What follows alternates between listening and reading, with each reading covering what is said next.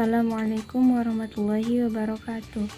Pada hari ini kita akan mempelajari tentang sistem peredaran darah pada manusia. Sistem peredaran darah adalah sistem yang mengatur penumpaan darah yang dibutuhkan tubuh untuk kelangsungan hidup. Sistem ini biasanya disebut juga dengan sistem transformasi karena sejalan dengan aliran darah yang mengangkut zat-zat maupun hormon yang dibutuhkan tubuh sehingga tersebar merata. Tidak hanya pada manusia, begitu juga dengan hewan.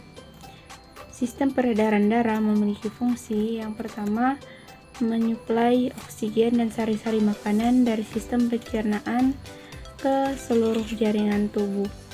Yang kedua, membawa gas karbon dioksida ke paru-paru. 3. Mengembalikan sisa metabolisme ke ginjal untuk disekresikan. 4. Menjaga suhu tubuh. Dan yang kelima, mendistribusikan hormon-hormon untuk mengatur fungsi sel-sel tubuh. Secara umum, terdapat 4 organ yang berpengaruh besar dalam sistem peredaran darah manusia, yaitu 1. Darah, 2. Jantung, 3. Paru-paru, dan yang keempat, pembuluh darah. Baik, kita akan membahas yang pertama, yaitu darah. Darah merupakan alat transportasi utama dalam sistem peredaran darah. Fungsi dari darah ini cukup banyak, seperti mengangkut oksigen dan karbon dioksida ke jaringan dan paru-paru, mengangkut zat-zat lainnya ke seluruh tubuh seperti zat makanan, ion, dan hormon ke seluruh tubuh, berperan aktif melawan bakal penyakit, memelihara keseimbangan cairan tubuh, mempertahankan tubuh dari serangan mikroorganisme, memelihara suhu tubuh pada kondisi normal sekitar 37 derajat Celcius. Kemudian dalam darah terdapat komponen-komponen penyusun, yaitu 1. Plasma darah, yang merupakan bagian besar sekitar 55% dari 100% darah di dalam tubuh yang berbentuk cairan berwarna kekuning-kuningan, yang komponen dimilikinya adalah air, glukosa, asam amino, ion dan protein, asam lemak, vitamin, hormon, gas oksigen, dan karbon dioksida. Fungsinya itu sebagai pelarut bahan-bahan kimia, membawa mineral terlarut, glukosa, asam amino, vitamin, karbon dioksida, dan bahan-bahan buangan, menyebarkan panas dari organ yang lebih hangat ke organ yang lebih dingin, dan menjaga keseimbangan antara cairan di dalam sel dan cairan di luar sel. Dan komponen yang kedua adalah sel darah, yang merupakan komponen lain dari darah, sekitar 45%, yang berupa padatan, lebih sedikit dari plasma darah. Organ peredaran darah yang kedua adalah jantung, yang berfungsi untuk memompa darah ke seluruh tubuh. Jantung terletak di dalam rongga dada sebelah kiri. Jantung memompa darah dengan cara mengembang dan mengempis secara bergantian. Melalui denyutnya, jantung memompa darah agar mengalir ke seluruh tubuh. Ketika jantung memompa darah ke dalam pembuluh nadi, pembuluh tersebut akan ikut berdenyut. Jadi denyut jantung dapat diketahui dari denyut nadi. Di dalam jantung juga terdapat 4 ruangan yang terbagi menjadi 2 bilik atau ventrikel dan 2 serambi atau atrium. Serambi dan bilik kiri jantung berisi darah bersih yang kaya oksigen, sedangkan bilik dan serambi kanan berisi darah kotor.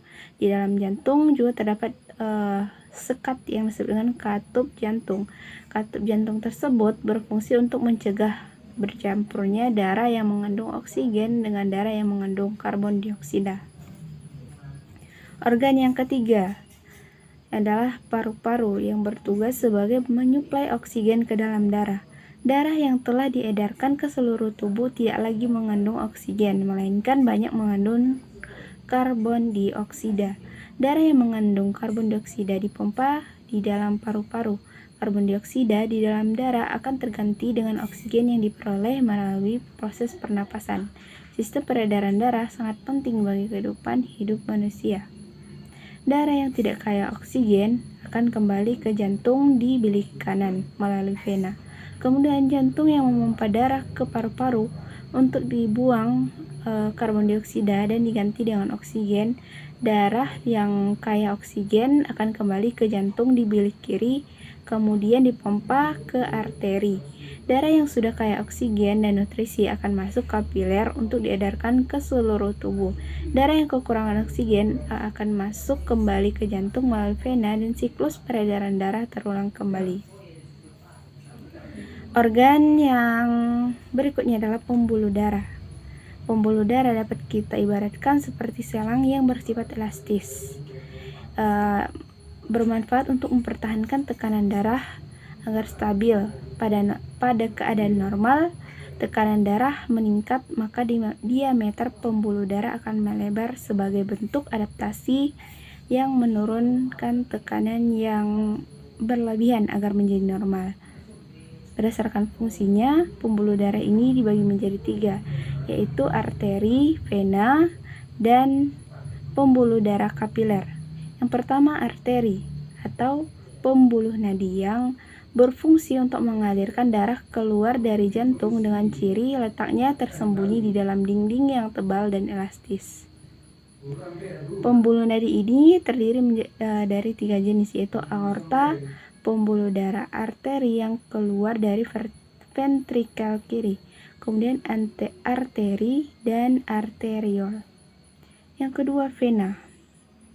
Vena atau pembuluh balik berfungsi untuk mengalirkan darah menuju jantung dengan ciri-ciri letaknya di permukaan, dindingnya tipis dan tidak elastis, denyutnya tidak terasa, dan memiliki katup di sepanjang tubuhnya.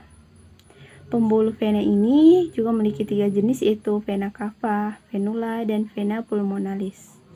Dan yang terakhir adalah kapiler. Pembuluh kapiler merupakan pembuluh darah yang sangat halus yang memiliki fungsi sebagai alat penghubung antara pembuluh arteri dan vena, tempat terjadinya pertukaran zat antara darah dan cairan jaringan, menyerap makanan yang terdapat di usus dan menyaring darah yang terdapat di ginjal.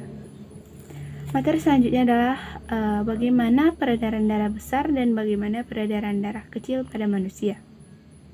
Yang pertama, peredaran darah besar adalah peredaran darah yang mengalirkan darah yang kaya oksigen dari bilik kiri jantung lalu diedarkan ke seluruh jaringan tubuh. Oksigen bertukar dengan karbon dioksida di jaringan tubuh, lalu darah yang kaya karbon dioksida dibawa melalui vena menuju serambi kanan jantung. Kemudian bagaimana proses peredaran darah kecil? Peredaran darah kecil ini adalah peredaran darah yang mengalirkan darah dari jantung ke paru-paru dan kemudian kembali ke jantung. Darah yang kaya karbon dioksida dari bilik kanan dialirkan ke paru-paru melalui arteri pulmonalis. Di alveolus, paru-paru yang berisi darah tersebut akan bertukar dengan darah yang kaya akan oksigen dan selanjutnya akan dialirkan ke serambi kiri. Baik, sekian materi kita hari ini tentang sistem peredaran darah pada manusia. Jika ada kesalahan, saya mohon maaf. Saya akhiri dengan salam. Assalamualaikum warahmatullahi wabarakatuh.